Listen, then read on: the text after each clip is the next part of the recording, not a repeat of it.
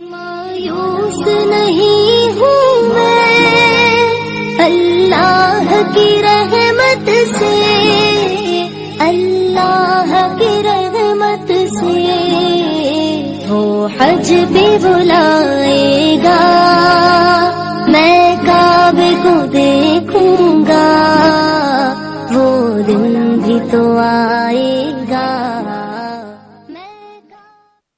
अस्सलामु अलैकुम वरहमतुल्लाहि तआला बरकातुहू।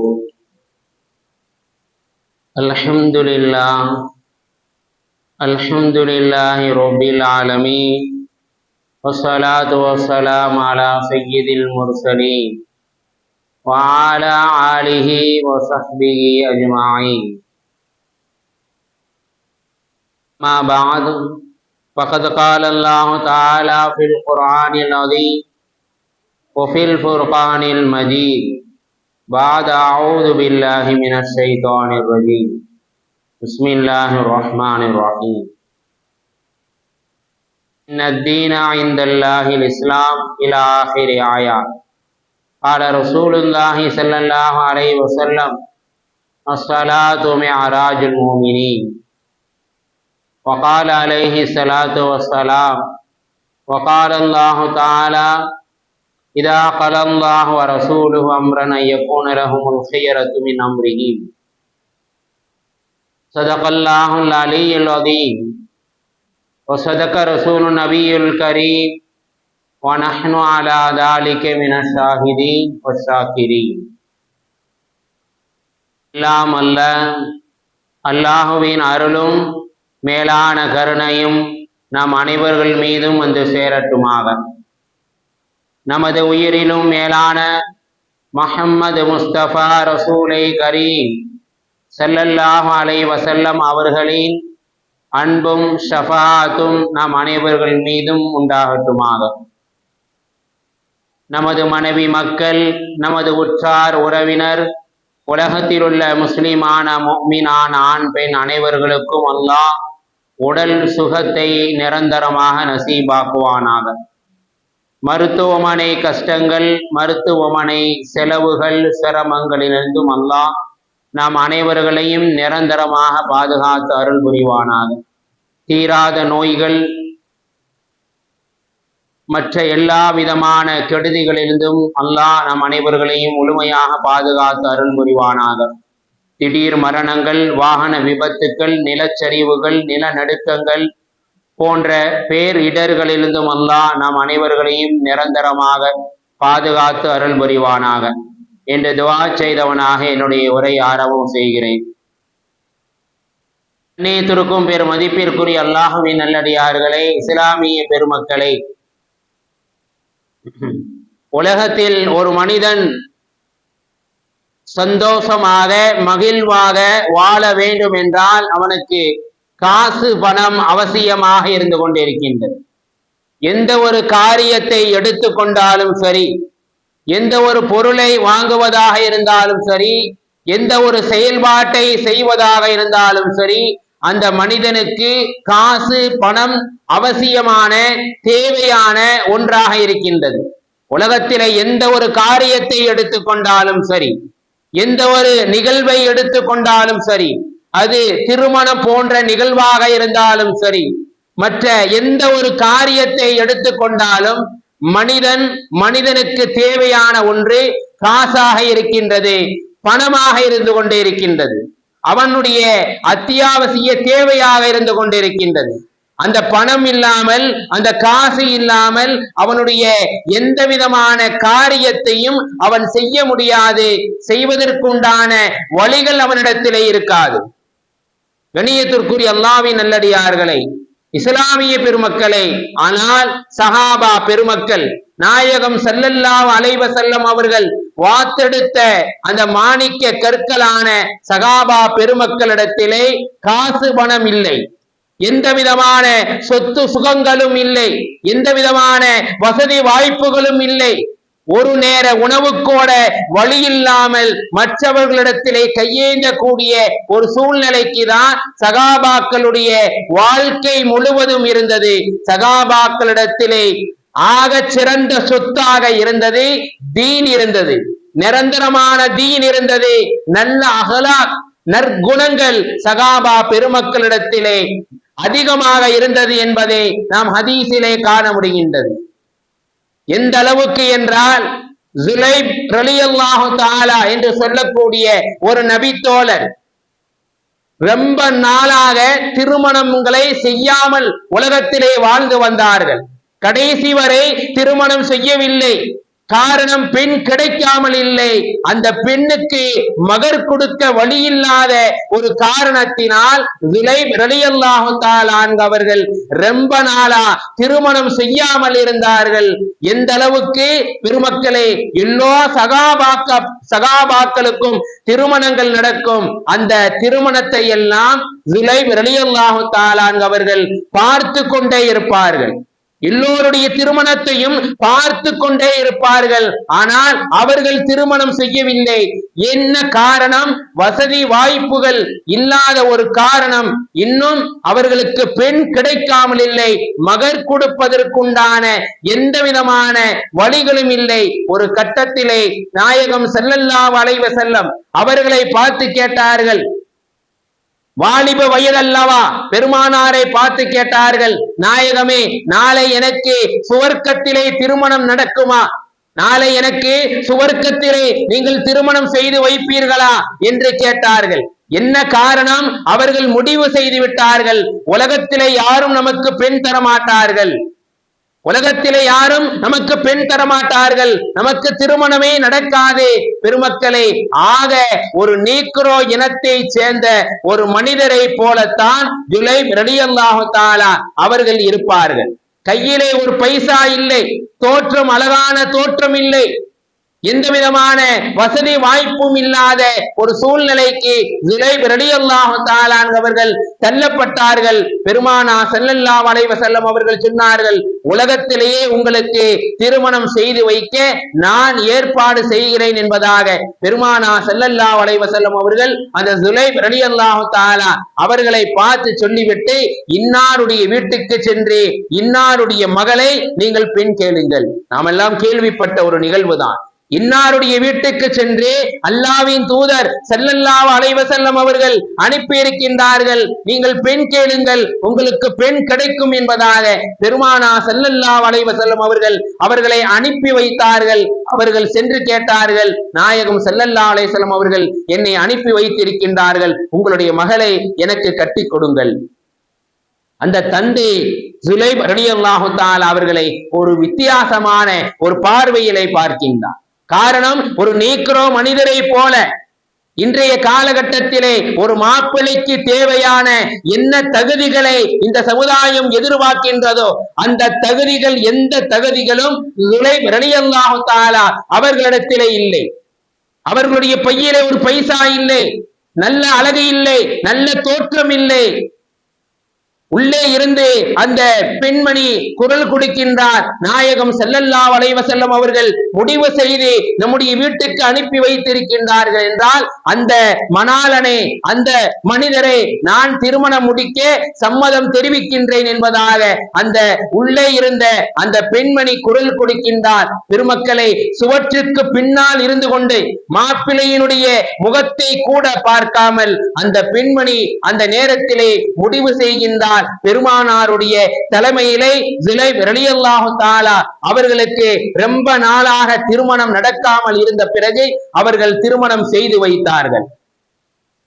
அந்த நேரத்திலே அல்லாஹ் இறைமறை வசனத்தை இறக்கினான். இதா கலல்லாஹு வ ரசூலுஹு அம்ரன் ஐயகூன லஹுமுல் ஹியரத்து மின் அம்ரிஹிம். அல்லாஹ்வும் அல்லாஹ்வுடைய தூதர் ஸல்லல்லாஹு அலைஹி வஸல்லம் அவர்களும் முடிவு செய்த ஒன்றை அதை மாற்றி அமைப்பதற்கு உலகத்திலே யாருக்கும் அதிகாரம் இல்லை என்பதாக அல்லாஹ் தன்னுடைய திருமறை வசனத்திலே இறக்கி வைத்து விட்டார். அல்லாஹ்வும் அல்லாஹ்வுடைய தூதரும் ஜுலைப் அவர்களுக்கு இந்த பெண்ணுதான் என்பதாக முடிவு செய்து அனுப்பிவிட்டார்கள். அதை மாற்றி அமைப்பதற்கு உலகத்திலே யாருக்கும் எந்த அதிகாரம் இல்லை என்பதை அல்லாஹ் தன்னுடைய திருமறை வசனத்திலே குர்ஆனிலே இறக்கி வைத்தான் என்பதை நாம் ஹதீஸிலும் குர்ஆனிலும் கேள்விப்படுகின்றோம். கண்ணியத்திற்குரிய பெருமக்களே, அவர்களிடம் ஆக சிறந்த சொத்தாக இருந்தது நிரந்தரமான தீன் இருந்தது, நல்ல அகலாக் நல்ல குணங்கள் இருந்தது, தோற்றம் சரியில்லை, நிறம் சரியில்லை, சொத்து பத்து இல்லை. ஆனால் அல்லாஹ் அவர்களிடத்திலே இருந்த அந்த நற்குணத்தின் காரணமாக சிறந்த தம்பதிகளான ஜோடிகளாக அவர்கள் உலகத்திலே வாழ்ந்தார்கள் என்பதை நாம் ஹதீஸிலே காண முடிகின்றது. கண்ணியத்திற்குரிய அல்லாஹ்வின் நல்லடியார்களை, ஆச்சரியமான விஷயம் என்னவென்றால், நல்ல அழகான மாப்பிள்ளை என்று தேர்வு செய்யக்கூடிய நம்மவர்கள் அதிகமான நாட்கள் உலகத்திலே வாழ்வதே இல்லை. யாரை நல்ல மாப்பிள்ளை என்பதாக தேர்வு செய்கின்றார்களோ அவர்களுக்கு ஒழுங்கான வாழ்க்கை அமைவதில்லை. எது சரியான மாப்பிள்ளை இல்லை என்பதாக ஒதுக்கப்படுகின்றதோ அவர்கள் சிறந்து வாழ்கின்றார்கள் என்பது ஹதீஸினுடைய கருத்தாக இருந்து கொண்டிருக்கின்றது. மதீனாவிலே சிறந்த வாழ்ந்த ஜோடிகள் என்பதாக தனியாக ஒரு கிதாபை எழுதியிருக்கின்றார்கள். அதிலே ஜுலைப் ரலியல்லாஹு தஆலா அவர்கள், ஜுலைப் ரலியல்லாஹு தஆலா அவர்களை எல்லா மக்களும் ஒதுக்கி வைத்தார்கள். நல்ல மாப்பிள்ளை இல்லை என்பதாக அவர்களை புறம் தள்ளினார்கள். அவர்களிடத்திலே நல்ல அகலாக் இருந்தது, நிரந்தரமான தீன் இருந்தது. அதனால் மதீனாவிலே சிறந்து வாழ்ந்தார்கள். அதற்கு பிறகு உசாமா ரலியல்லாஹு தஆலா அவர்கள் ஆக கருப்பாக இருப்பார்கள். பூர்வீகம் அரபு இல்லை, வேறு ஒரு சமுதாயத்தில் இருந்து, சலபி சமுதாயத்தில் இருந்து வந்தவர்கள் உசாமா ரலியல்லாஹு தஆலா. அவர்களுக்கும் யாரும் பெண் கொடுக்கவில்லை. பெருமானா ஸல்லல்லாஹு அலைஹி வஸல்லம் அவர்களை தலைமை ஏற்று அவர்களுடைய திருமணத்தை நடத்தி வைத்தார்கள் என்றால் அவர்களிடத்திலே சிறந்த ஒரு சொத்தாக நல்ல அகலாக் நல்ல குணம் இருந்தது, நிரந்தரமான தீன் இருந்தது. அதனால் அவர்களுக்கு பெருமானா ஸல்லல்லாஹு அலைஹி வஸல்லம் அவர்கள் திருமணம் செய்து வைத்தார்கள். மதீனாவிலேயே சிறந்த வாழ்ந்த ஜோடிகள் என்று பெரிய ஒரு கிதாப் எழுதப்பட்டிருக்கிறது. அதிலே உசாமா ரலியல்லாஹு தஆலா, ஜுலைப் ரலியல்லாஹு தஆலா என்பதை நாம் தெரிய முடிகின்றது. கண்ணியத்திற்குரிய அல்லாஹ்வின் நல்லடியார்களை, இஸ்லாமிய பெருமக்களை,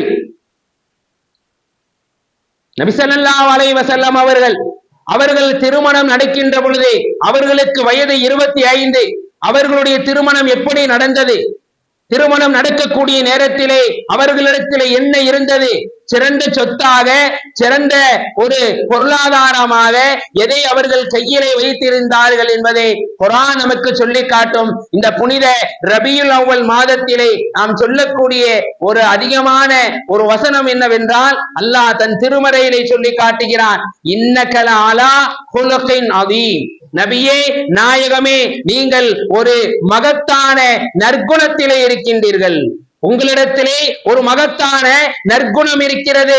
வரஃபானா லக திக்ரக். உம்முடைய புகழை, உம்முடைய புகழாரத்தை நாம் உயர்த்தி கொண்டே இருப்போம், எக்காலமும் தாழ்த்த மாட்டோம் என்பதாக அல்லாஹ் தன்னுடைய திருமறையிலே சொல்லி காட்டுகின்றார்.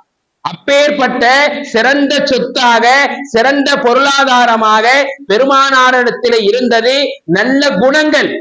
அவர்களுக்கு திருமணம் நடக்கக்கூடிய நேரத்திலே அவர்களுடைய வயது 25 வயது. அவர்களுடைய மனைவி கதீஜா ரலியல்லாஹு தஆலா அவர்களுக்கு வயது 40 வயது மங்கை. ஏற்கனவே 2 திருமணம் செய்தவர்கள், ஏற்கனவே 2 திருமணம் செய்து குழந்தைகளை பெற்றெடுத்தவர்கள் கதீஜா ரலியல்லாஹு தஆலா. பெருமக்களே, அன்றைய காலகட்டத்திலே எப்படி திருமணம் நடந்தது? நபியாக இருக்கவில்லை, ஷரியத் அப்பொழுது இல்லை, எந்த விதமான மார்க்க சட்ட திட்டங்களும் பெருமானாருடைய திருமணத்தினுடைய நேரத்திலே இல்லை. திருமணம் நடக்கின்ற பொழுது ஈஜாப் இருக்க வேண்டும், கபூல் இருக்க வேண்டும், துவா இருக்க வேண்டும், குதுபா ஓத வேண்டும். ஆனால் பெருமானாருடைய அந்த முதல் திருமணத்திலே இந்த 4ம் இல்லை. ஏன்? அந்த நேரத்திலே ஷரியத்தே இல்லை, மார்க்கமே இல்லை, நபியாகவே ஆகவில்லை. பெருமானா ஸல்லல்லாஹு அலைஹி வஸல்லம் அவர்கள் திருமணம் நடக்கின்ற பொழுது அந்த காலகட்டத்தினுடைய வழக்கம் என்னவென்றால், பெண் சார்பாக ஒரு மனிதர் எழுந்திருப்பார். திருமணம் நடக்கின்ற பொழுது எந்த விதமான குத்துபாக்களும் இல்லை, துவாக்களும் இல்லை, ஈஜாப் இல்லை, கபூல் இல்லை. பெண் சார்பாக ஒரு மனிதர் எழுந்திருப்பார். எழுந்து சொல்லுவார், என்னுடைய பெண் இப்படி, என்னுடைய மகள் இப்படி, என்னுடைய மகள் இப்பேற்பட்டவள் என்பதாக பெண் சார்பாக ஒரு மனிதர் எழுந்து சொல்வார். அதற்கு பிறகுதான் மாப்பிள்ளை சார்பாக ஒரு மனிதர் எழுந்து என்ன செய்வார், என்னுடைய மாப்பிள்ளை, எங்களுடைய மகன் இப்பேற்பட்ட உள்ளவன், இப்பேற்பட்ட நடைமுறை உள்ளவன், இப்பேற்பட்ட குணம் உள்ளவன் என்பதாக சொன்ன பிறகு அதற்கு பிறகு என்ன செய்வார்கள், பேரித்தம்பலங்களை கொடுத்து அதோடு அவர்களுடைய அந்த திருமணம் நிகழ்வு முடிந்து விட்டது. இப்பேற்பட்ட குணம் உள்ள எங்களுடைய மகளை, இப்பேற்பட்ட குணம் உள்ள எங்களுடைய மகனை உங்களுக்கு திருமணம் செய்து வைக்கிறோம் என்பதாக பெண் சார்பாகவும் மாப்பிள்ளை சார்பாகவும் ஒரு மனிதர் எழுந்து சொன்ன பிறகு அதோடு திருமணத்தினுடைய நிகழ்வு முடிந்துவிடும். இதுதான் பெருமானாருடைய காலகட்டத்திலே நடந்த ஒரு திருமணம் என்பதை நாம் ஹதீஸிலே காண முடிகின்றது. கண்ணியத்திற்குரிய அல்லாஹ்வின் நல்லடியார்களே, பெருமானா ஸல்லல்லாஹு அலைஹி வஸல்லம் அவர்களுடைய அந்த திருமணமும் இப்படித்தான் நடந்தது. மாப்பிள்ளையாக பெருமானா ஸல்லல்லாஹு அலைஹி வஸல்லம் அவர்கள் உட்கார்ந்து இருக்கின்றார்கள். பெண்ணாக கதீஜா ரலியல்லாஹு தஆலா அவர்கள் உட்கார்ந்து இருக்கின்றார்கள். கதீஜா ரலியல்லாஹு தஆலா அவர்களின் சார்பாக கதீஜா அவர்களுடைய சொந்த உறவினர் வரகா இப்னு நௌஃபல் என்பவர் நிறைய வேதங்களை கற்று அறிந்தவர், நபியை பற்றி புகழாரம் சூட்டியவர் வரக்காவின் நௌபல் அவர்கள் எழுந்து கதீஜா ரலியல்லாஹு தஆலா அவர்களின் சார்பாக சொன்னார்கள், என்னுடைய மகள், என்னுடைய அந்த கதீஜா ரலியல்லாஹு தஆலா அவர்கள் இருக்கின்றார்களே, இப்பேற்பட்ட சொத்துக்காரி, இப்பேற்பட்ட ஒரு சொத்து சுகம் உள்ளவர்கள், இவ்வளவு நகைகள் அவர்களிடத்தில் இருக்கிறது, இவ்வளவு காசு பணங்கள் இவர்களிடத்தில் இருக்கிறது என்பதாக அவர்கள் எழுந்ததில் இருந்து கதீஜா ரலியல்லாஹு தஆலா அவர்களுடைய சொத்தை அடுக்கிக் கொண்டே செல்கின்றார்கள்.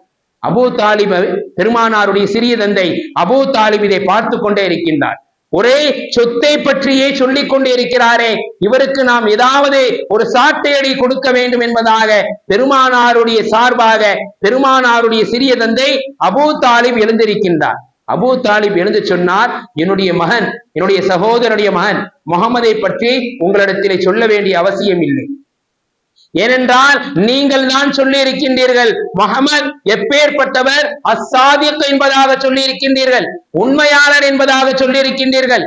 நீங்கள் தான் முஹம்மது அல் அமீன், நம்பிக்கையாளர், நல்ல நம்பிக்கை தன்மை உடையவர் என்பதாக நீங்கள் பெருமானாரை பற்றி அதிகமாக சொல்லி இருக்கின்றீர்கள். ஆகையால் அவர்களை பற்றி சொல்ல வேண்டிய அவசியம் இல்லை.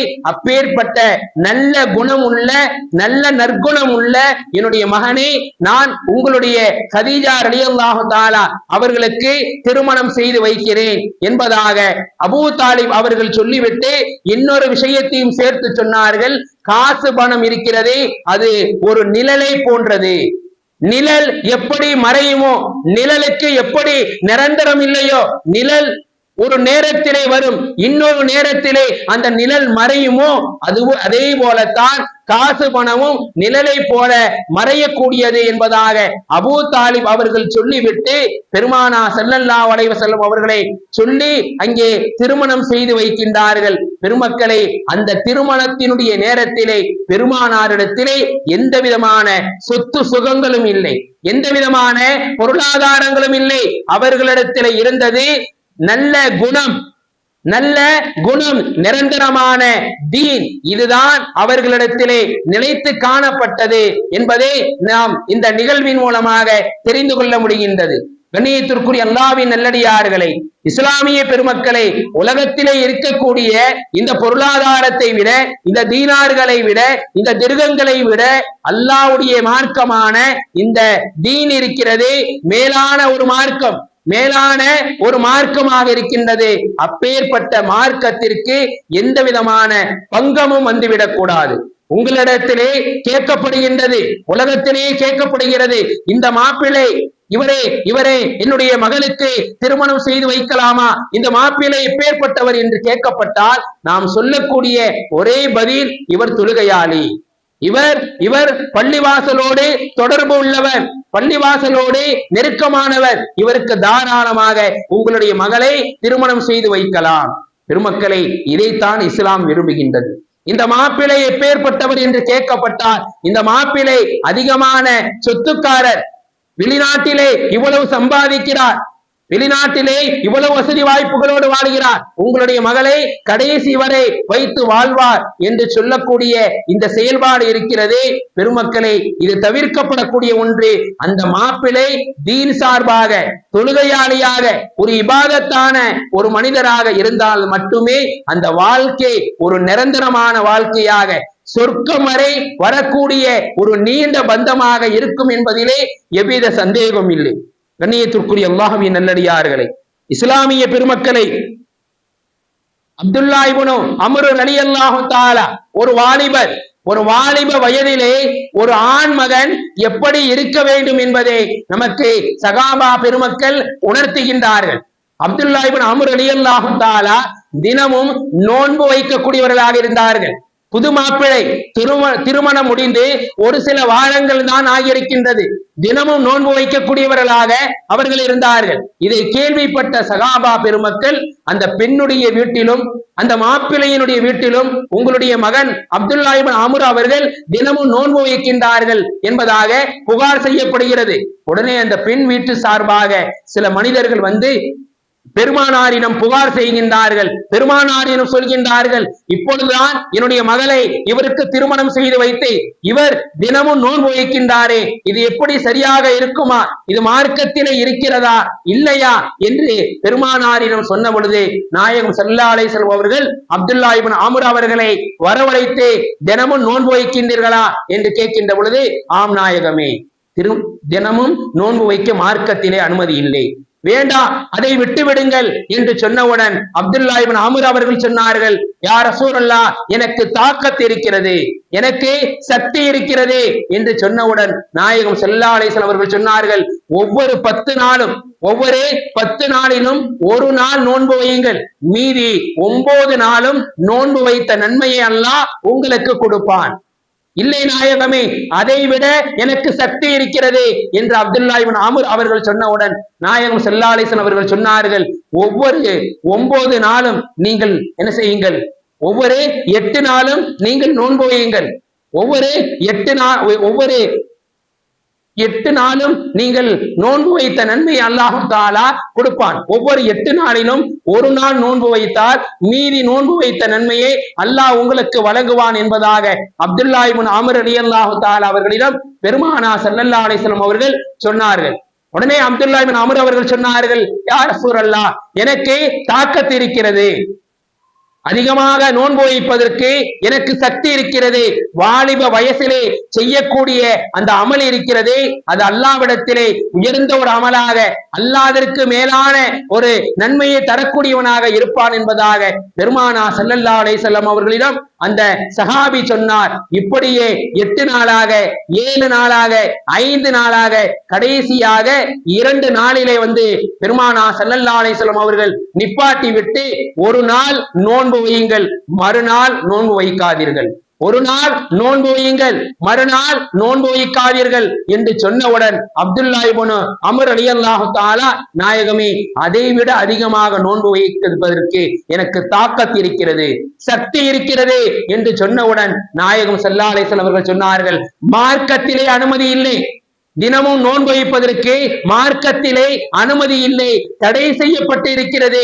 ஒரு நாள் நோன்பு வைக்கலாம், மறுநாள் நோன்பு வைக்காமல் இருக்கலாம் என்ற விஷயத்தை அப்துல்லா இப்னு அம்ர் ரலியல்லாஹு தஆலா அவர்களிடம் பெருமானார் ஸல்லல்லாஹு அலைஹி வஸல்லம் அவர்கள் சொல்லி அனுப்பினார்கள். அந்த சஹாபி ஹதீஸிலே பதிவு செய்யப்படுகிறது, அந்த சஹாபி மிக வருத்தத்துடன், இப்படி நாம் நோன்பு வைக்க முடியாத ஒரு சூழ்நிலைக்கு தள்ளப்பட்டு விட்டோமே, இவ்வளவு வாலிப வயதிலே இந்த ஒரு இபாதத்தை செய்ய முடியாத ஒரு காலகட்டத்திற்கு தள்ளப்பட்டு விட்டோமே என்பதாக வருத்தத்தோடு, வேதனையோடு அந்த சஹாபி தன்னுடைய வீட்டுக்கு திரும்பினார் என்பதே ஹதீஸிலே பதிவு செய்யப்படுகின்றது.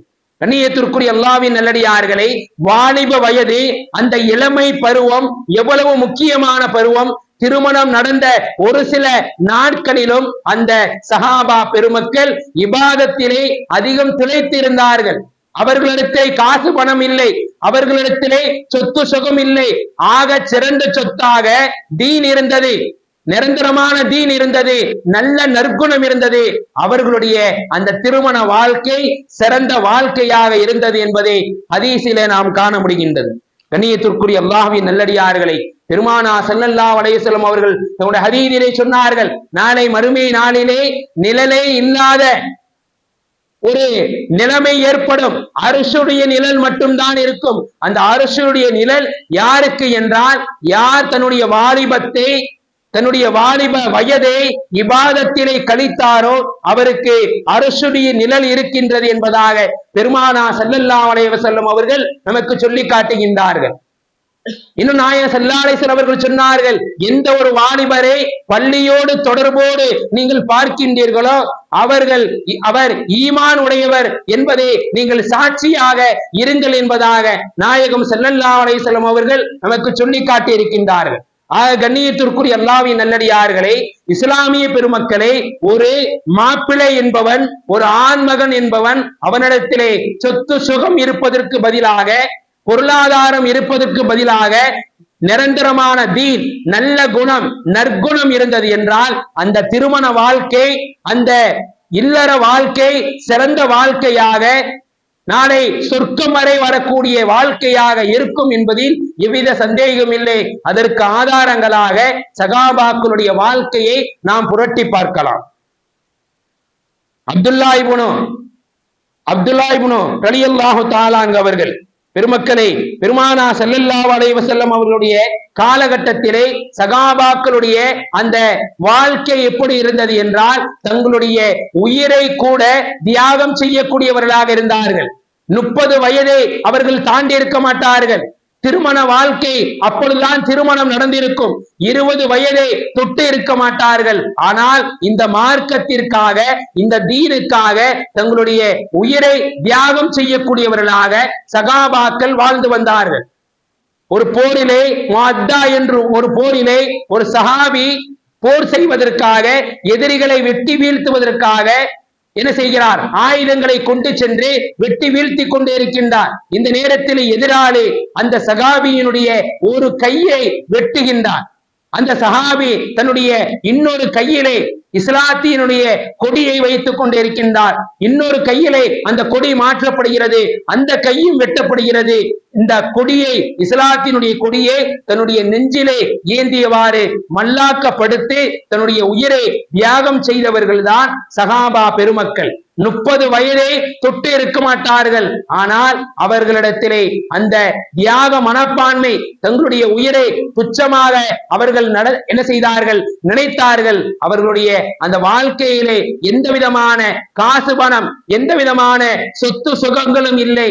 ஆனால் நிரந்தரமான தீன் இருந்தது, நல்ல அகலாக்கு இருந்தது. ஜாபிர் இப்னு அபீ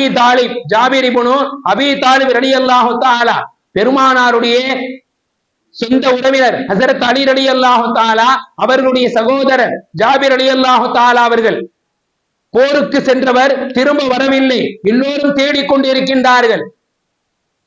வெளியே வந்து பார்த்தால் தூரத்திலே ஒரு மனிதர் சாய்ந்து ஜனாசாவாக படுத்து இருக்கின்றார். அருகிலே சென்று பார்த்தால் ஜாபிர் ரலியல்லாஹு தஆலா அவர்கள் 90 காயங்கள் அவர்களுடைய உடலிலே என்ன செய்யப்பட்டு இருக்கிறது? குத்தப்பட்டு இருக்கிறது. அச்ச அசலாக பெருமானார் ஸல்லல்லாஹு அலைஹி வஸல்லம் அவர்களைப் போலவே ஜாபிர் ரலியல்லாஹு தஆலா அவர்கள் இருப்பார்கள் என்பதை ஹதீஸே நாம் காண முடிகின்றது. பெருமானார் ஸல்லல்லாஹு அலைஹி வஸல்லம் அவர்களை பார்த்து அந்த ஜாபிர் ரலியல்லாஹு தஆலா அவர்களுடைய குழந்தைகள், நம்முடைய தந்தை தான் வந்து விட்டார்கள் என்பதாக பெருமானாரை கட்டிப்பிடித்து முத்தமிடுவார்கள். ஆனால் பெருமானார் ஸல்லல்லாஹு அலைஹி வஸல்லம் அவர்களை தன்னுடைய தந்தை என்பதாக நினைக்கக்கூடியவர்களாக அவர்களுடைய பிள்ளைகள் இருந்தார்கள் என்றால், பெருமக்களை, பெருமானாருடைய தோற்றமும் அந்த ஜாபிர் ரலியல்லாஹு தஆலா அவர்களுடைய தோற்றமும் அச்ச அசலாக பெருமானாரை போல இருக்கும். அப்பேற்பட்ட அந்த சஹாபி ஒரு போரிலே என்ன செய்யப்படுகிறார்? வெட்டப்படுகிறார். இந்த இஸ்லாத்திற்காக, இந்த தீனுக்காக தன்னுடைய உயிரை துச்சமாக அங்கே மதிக்கப்படுகின்றது. பிள்ளைகளுக்கு தெரியவில்லை, கட்டிய மனைவிக்கு தெரியவில்லை.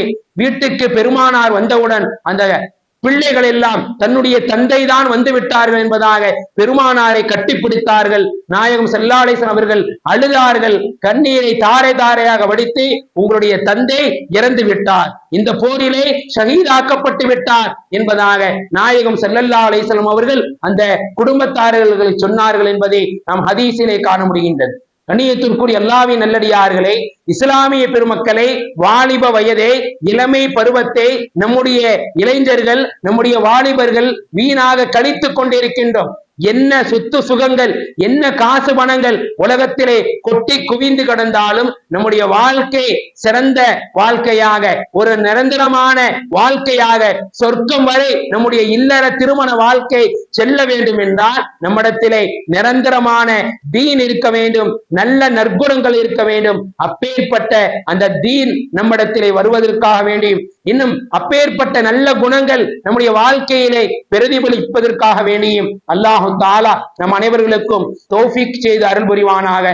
வாஹித் தவ்ஆனா அல்ஹம்துலில்லாஹி ரப்பில் ஆலமீன். அஸ்ஸலாமு அலைக்கும் வரஹ்மத்துல்லாஹி தஆலா வபரகாத்துஹு.